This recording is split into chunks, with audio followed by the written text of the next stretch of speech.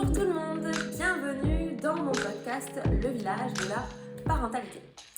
Je me présente, pour ceux qui ne me connaissent pas, je m'appelle Oriane Vigée-Lafosse, je suis éducatrice de jeunes enfants, accompagnante parentale et postpartum plus précisément.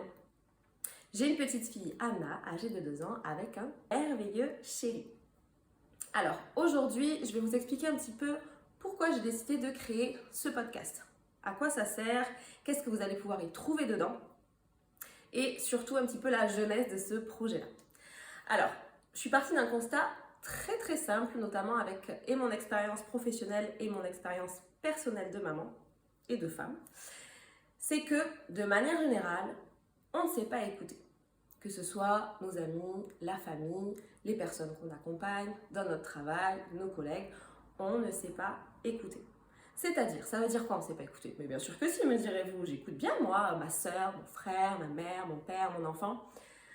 Mais si vous regardez un petit peu plus, on a tendance à couper les conversations, à répondre à la personne « Oh tiens, ça me fait penser à ça, moi aussi j'ai vécu la même chose, etc. etc. » Je suis sûre que ça vous arrive très fréquemment. Et quand on est la personne qui se fait couper, on a tendance dans sa petite tête à se dire « Ah, je suis frustrée, elle m'a coupé dans mon idée » ou « Il m'a coupé dans mon idée, j'avais tellement d'autres choses à dire. » Et puis là, de suite, j'avais pas envie d'entendre son avis, j'avais juste envie de parler. J'avais juste envie d'être écoutée. Et ça m'est très souvent aussi arrivé avec des professionnels qui gravitent notamment autour de la santé, mais aussi de l'accompagnement de la personne, où souvent, je me suis retrouvée à être coupée dans ce que j'essayais de dire. Du coup, derrière, ça énerve, on n'a plus envie d'échanger et ça coupe le lien. Donc je me suis dit, c'est intéressant, un podcast, parce que quand on parle, quand on est interviewé à un podcast, les personnes qui nous écoutent, même si ça leur fait écho dans leur vie, elles ne peuvent pas nous couper. Elles coupent dans leur voiture, elles parlent toutes seules, ça, il n'y a pas de souci, mais au moins elles ne nous coupent pas. On peut aller jusqu'au bout de nos idées. Et c'est une des premières choses que je souhaite avec ce podcast, c'est que justement les personnes que je vais interviewer, je souhaite à tout prix éviter de les couper.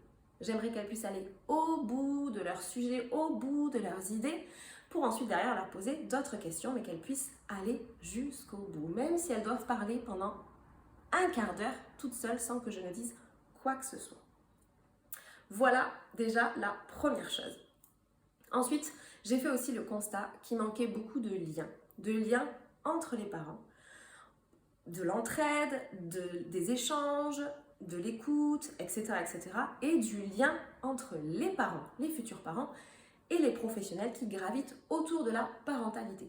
Alors bien sûr, on va facilement connaître les métiers, on va dire, de base de la parentalité, avec pédiatre, sage-femme, kiné, ostéo, etc. Mais il y a bien plus que ça. Il y a vraiment toute une panoplie de métiers qu'on ne connaît pas forcément, ou si on ne s'y intéresse pas, on ne sait pas que ça existe et que ça peut répondre à certaines de nos problématiques. Je vous dis ça parce que, notamment, par expérience personnelle, avec ma fille Anna, pour ceux qui me suivent depuis déjà un moment ou qui font partie de mon cercle, savent que Anna a eu des soucis majeurs, notamment à cause d'un reflux gastro-œsophagien très pathologique, dû entre autres à une polyallergie. On a bataillé avec son papa pendant des mois avant de se faire entendre, avant de se faire écouter, avant qu'on nous croie aussi, parce que beaucoup de médecins ne nous croyaient pas dans ce qu'on leur racontait de notre vécu avec notre fille. Et j'ai dû chercher plusieurs professionnels, une vingtaine.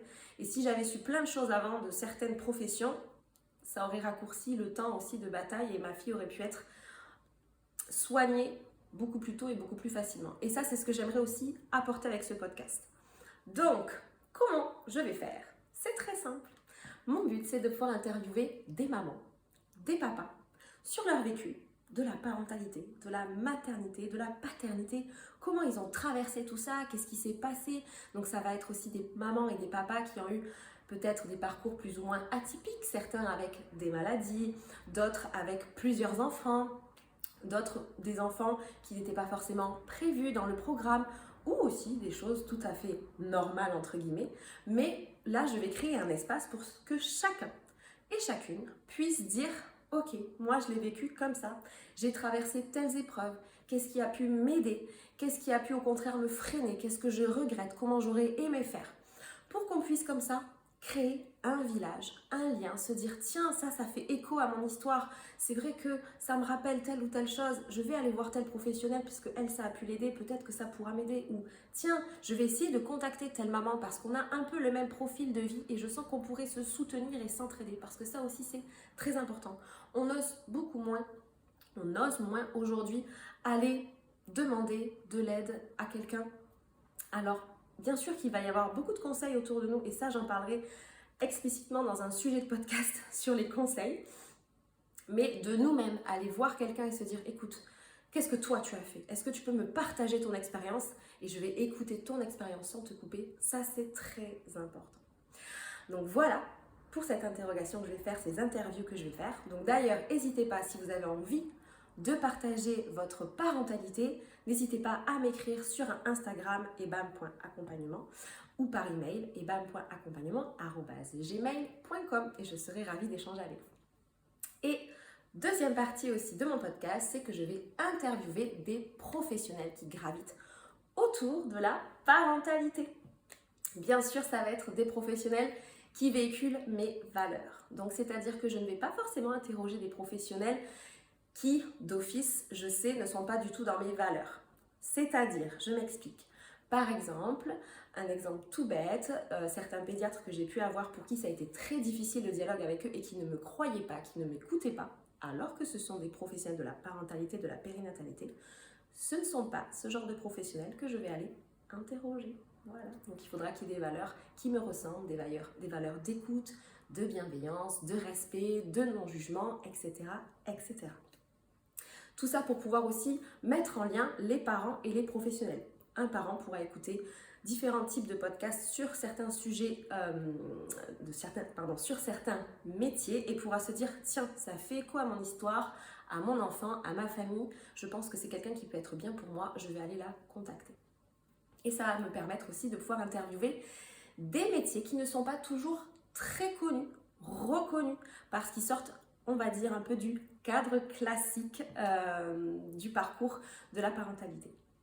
Voilà, je pense que j'ai fait le tour de tout ce nouveau podcast. J'espère en tout cas qu'il vous plaira. Vraiment, c'est pour ça que je l'ai appelé le village de la parentalité. Pour moi, ça c'est vraiment un endroit pour créer du lien entre parents, entre professionnels et entre parents et professionnels. Moi aussi, de mon côté, je ferai de temps en temps des épisodes sur des sujets qui me tiennent à cœur.